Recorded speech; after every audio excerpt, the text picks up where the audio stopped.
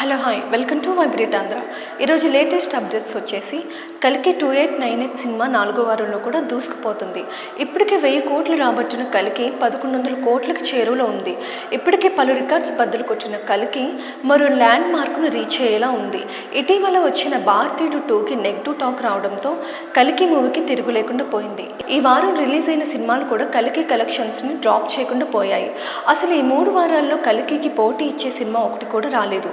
హిందీలో Akshay Kumar Sarfira movie positive తెచ్చుకున్నప్పటికీ audience మాత్రం థియేటర్స్కి వెళ్ళడం లేదు. ఇప్పటి వరకు నార్త్ ఇండియాలో కల్కి సినిమాకు 270 కోట్ల వరకు కలెక్షన్స్ వచ్చాయి.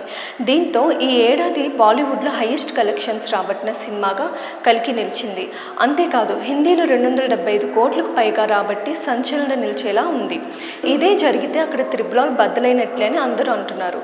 అన్నట్టు నెక్స్ట్ రాబోతున్న సెల్లర్ 2, కల్కి 2, స్పిరిట్స్ సినిమాలు 1000 కోట్లకు పైగా రావడం గ్యారంటీ అంటున్నారు.